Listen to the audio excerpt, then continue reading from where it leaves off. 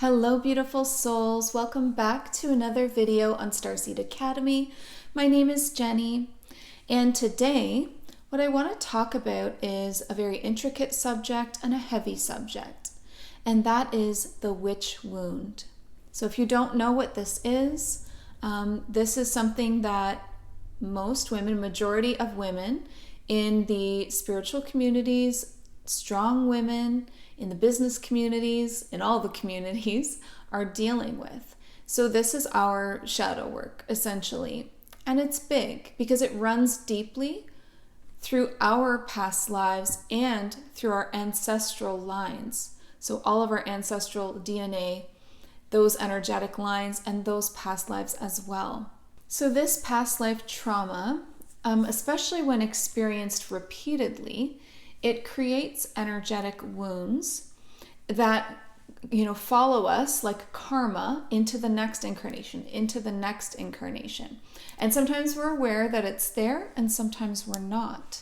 So with the rising of the church and the patriarchy between the 15th to 18th centuries, there must have been this belief within those organizations and constructs that the only way to lift men up in power across the world was to snuff out any and all power that women may have had at the time, which wasn't a lot because women didn't have power even before this happened. And I specifically address this to women because when you look up the statistics of this, 80% of those accused of witchcraft were women.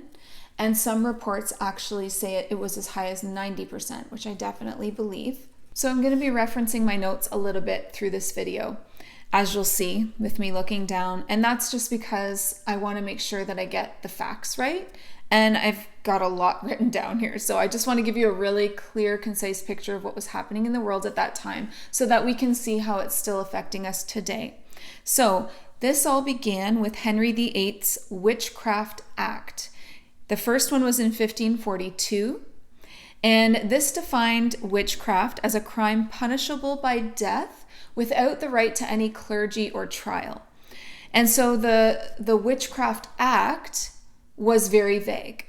So if you used any invocation or persuasion to find money, treasure, make someone ill, provoke passion or unlawful love, take down any cross, find lost or stolen goods, or foretell the future in any way, then this was a crime punishable by death. This was considered witchcraft.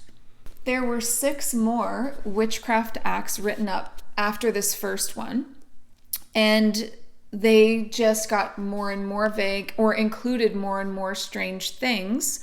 And then the very last person that was convicted under one of these acts was Victoria Helen McCrae Duncan, a Scottish medium, and this was in 1944. Think about that.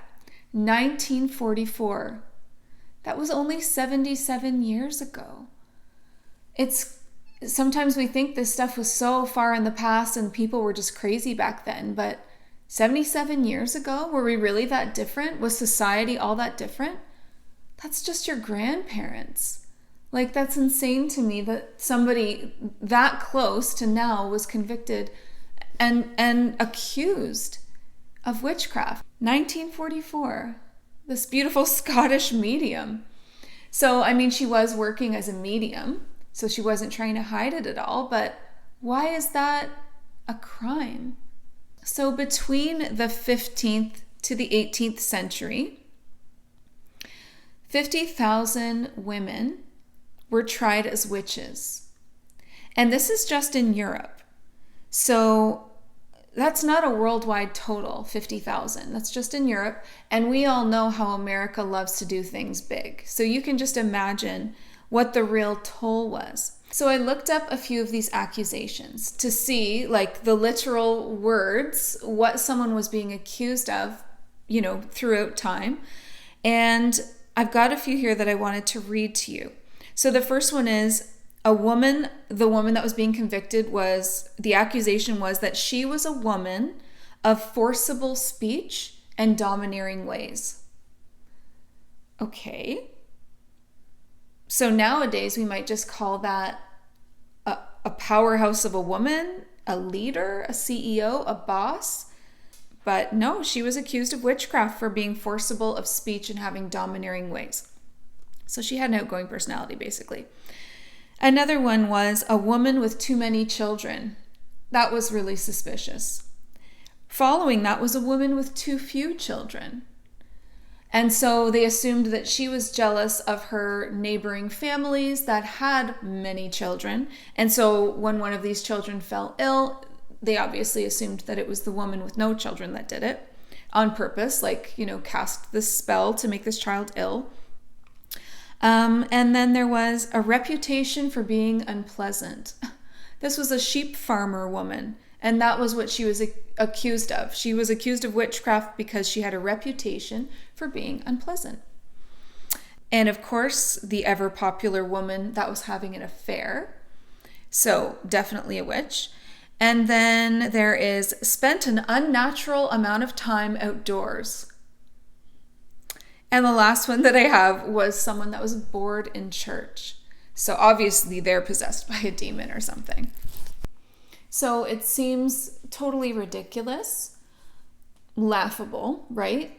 But this was a very real reality for these poor women. And these women were turned in by their neighbors, by jealous acquaintances, scorned lovers, or even someone like a businessman who wanted to buy their property and just wanted them out of the way. So any reason at all, a man whose wife didn't love him anymore, a man who maybe proposed to a woman and she said no, like all of these reasons that somebody might feel scorned or upset or angry, and then they would just start pointing fingers and claiming witchcraft, right? So these women were like ripped away from their homes and their families, jailed, and then tortured until they confessed. And the torture was awful and gruesome, but different in every different area. And the women that would not confess just remained jailed then. And the women that did confess, they did so to make the torture end. I mean, that's the only reason. And obviously, the people in power and performing or ordering this torture, I mean, that's what their end game was. That was their goal, just to get them to confess to it. Why else would you torture, I guess try to torture information out of someone? Well, if the torture never ends, that person's eventually going to confess. However, there were some very, very strong women that refused and would rather die because they knew what awaited for them if they did confess. So what awaited the women that confessed was that they were hanged, burned, drowned, stoned, thrown from cliffs, often to a cheering crowd of onlookers. So back to the present day now. So I think about myself and all of the crazy, amazing, spiritual work that I do, and how much it's helped people, how many people I've helped, and like how pure my intentions are. Like I just want people to find happiness and empower themselves and heal and find their way and their purpose. So I think about all of the energy healers, the Reiki masters.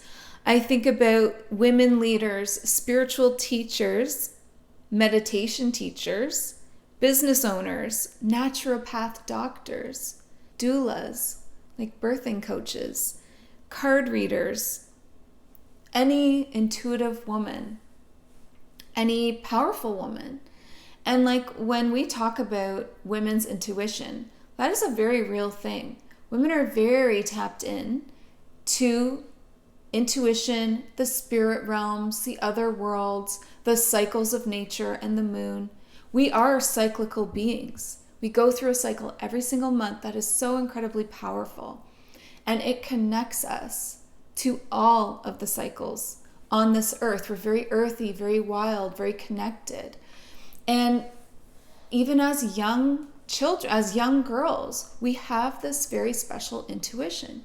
It is magical to be a woman. And so we've been made to now be afraid of our intuition, our powers, our connections, and have that like stunted, that growth stunted, to the point where there are so many women who have like these blocks, these witch wounds, all of this healing needed that's holding them back. If you've had a past life on earth, then there is a very good chance that you've experienced this horror. And if not you, then one of your ancestors. And these wounds aren't going anywhere. They need attention and they need healing.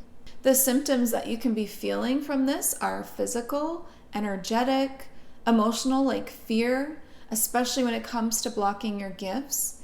Many people that I encounter in my healing sessions have this located in their third eye chakra. So they'll have like a huge amount of like negative or low vibrational energy, which is actually fear, the vibration of fear, and it's sitting right on the inside of their third eye chakra. And when I go to remove it, oftentimes you're removing for a while, it's coming out and they can feel it. Like the last person that I did a healing for like this felt the trails of it. If it's like a long energetic worm and you're gently removing this, they felt it coming all the way from like their sinuses, like deeply in their face, their heads, their minds, their third eye center.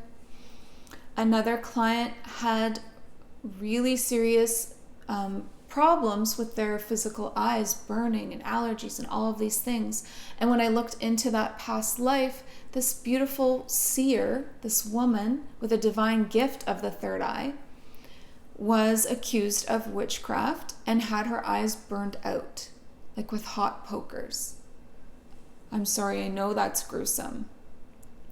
And that's why I had like a trigger warning at the beginning of this video, because it will hit close to home.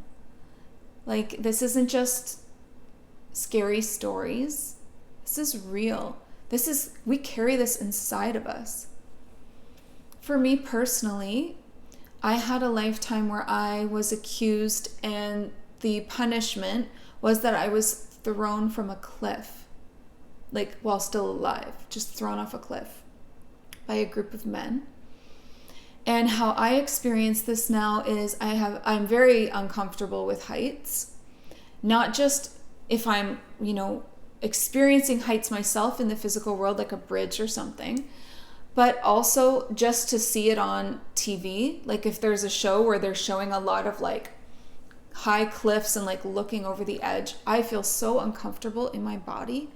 So uncomfortable, like I don't even want to stay in my body. I just want to like lift out of it because I can't even handle that discomfort. It just makes me feel so awful. And then I have these dreams of the free fall, like of that feeling of the free fall that I experienced, knowing like that there was no way out of it, like that was the end, and the sheer terror and horror of it all. Before I really realized what it was connected to, I let someone talk me into this like amusement ride of sorts at Canada's Wonderland. And it's this like, it's kind of like a bungee jump in a way. And you're like strapped into this harness, and then they drop you from a high height, and then you hit the bottom, and then you kind of swing until you stop. And I didn't realize that was going to bring forward such a horrible memory for me, such a terrible experience. And so I was kind of like nervous, but didn't realize that it was going to like shake so much up. And during like the free fall, like I swear I died for a moment. Like I don't even remember it. Like I just blacked out of like the amount of terror racing through my body was like, it was unprecedented and did not match the circumstances of like a fun ride, right? But the free fall moment, it just sent me somewhere. And I was not okay after that. Like I went into like shock afterwards. Like I couldn't articulate my words. I didn't feel good. I couldn't like be a part of things again for the rest of the day. Like I was too upset to even cry. Like I was just pale, in shock, like brought back to those moments. So these are not just stories to me, you know, for like scary stories, for entertainment, any of that. And if you're, you know, a woman in the spiritual field, or, you know, like me, like someone who channels spirit, can you even imagine? A medium, right? A psychic, a clairvoyant, clairaudient, any of the stuff that I do, you know, I think though to all the people that I've helped doing all of these things, you know, channeling and being a spiritual teacher and having these messages and, you know, doing energy healing, powerful healing sessions with clients, offering these psychic readings of past lives, spirit guide messages, like all this stuff. And then I think about being a little girl and like, you know, I wouldn't know to hide those gifts. You don't know it's wrong. But having that like really strong connection to spirit and the other realms. So it's just, it's natural. Does that trigger you? It would, like in our society, to be a witch is a trigger. And a witch is like this dirty word, but what does it even mean? It's just a label created by this, you know, nasty movement, and women are trying to reclaim that word for themselves. And I totally get that. Now, I don't like identify as a witch, but I obviously have these gifts. And if we were, what was it, 77 years ago? Just 77 years ago, and I was being myself, what would my life look like then? So if you're watching and you know that this applies to you, or if you're not sure if it applies to you, then I would really suggest meditating on this. Either way, you need to meditate on this. The reason why is that it's not going to go anywhere and it's not going to heal itself. We need to heal ourselves. And these messages are coming up for a reason. These wounds, it's time to heal them. And like re-empower ourselves, take back our power. So I would really suggest you giving this some thought, going into meditation. And for me personally, it's very powerful when I journal about things. I get a lot of clarity. You might have some memories come through just from that. And then also, you can heal yourself as well. Like our hands are full of healing power and light, every single one of us. And with intention and prayer, and you can even ask your guides or angels to help you with this. You can place this on your body, on your heart, to heal the pain and the hurt on any area of your body or chakra that you feel has been affected, and really clear that space of the heavy, dense, negative energies. But we need to start talking about it and getting it out of ourselves. We can't hold on to it anymore. So start putting the pieces together and see from any of these examples if that's something that you're carrying, a witch wound. Is it inside your soul? Is it inside your energy body? Is it holding you back? Is it blocking your gifts? Is it creating distrust? You know, where is it and what is it affecting in your life? In order to feel safe enough to open ourselves up, open up our hearts, open up our gifts, open up our intuition, which is what the world needs, is for the women to rise up in this beautiful way. In order to do that, we need to feel supported now by the divine masculine. And a way that you can support us, the most powerful way, is just to listen to us, be there for us. You know, listening is so powerful and so supportive.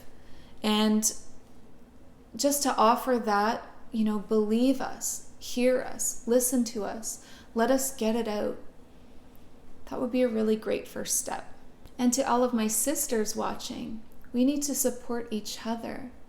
Now, society was built on these premises where women turned each other in out of fear and out of not wanting to be next and out of competition. And those energies still exist today. But instead of turning on each other in competition, if we support each other and share our gifts, our stories, our hearts, be there for one another, listen to one another, lift up each other's voices, then we are so much more powerful and stronger in our solidarity. So I want to read you something. This was a piece that I wrote a few years ago now, when I was really going through it with the witch wound. At that time, I was having a lot of past lives come in, and I was also finding a lot of earthbound spirits that were these witches from the past. Now, if you've watched my video about ghosts, then you'll know that an earthbound spirit is someone who is lost in their confusion, and they've usually suffered from like a traumatic death or a sudden death, and they've had trouble like putting together what happened to them, and they're lost in this loop, this repeating loop of their trauma. And I have never met a happy, content earthbound spirit or ghost. This is always based around trauma, fear, anger, like a sudden death in that regard.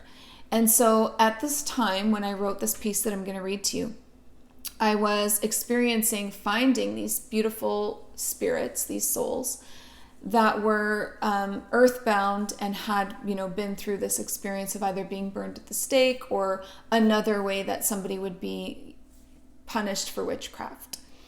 And so what I did at that time was create in a higher realm this temple of sisters.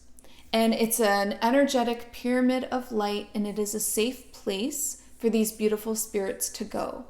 And I would use that as a space to offer them to travel to or to send them to when they weren't comfortable just crossing over into the light, which many of them were not. They were worried about their sisters. They were worried about what was waiting for them on the other side. They were full of fear, and they were very upset and angry. And so I created a safe place for them all to be together, to experience their healing. And I asked angels to watch over them and check on them, right? So this was like a higher realm that this soul or earthbound spirit could cross over to, that felt safe for them, where they were going to have souls just like them that had been through what they had been through. And they started creating this community. And every time I came across a soul like this, I would show them this place where they could kind of peek and see what was going on. And most times, I think all the times, they would choose to join them, at least for a period of time until they were ready to move on to something else. But there was great healing needed, and they really needed that support of each other. And so whenever I check on that temple of sisterhood, I think I called it the Temple of My Sisters at that time.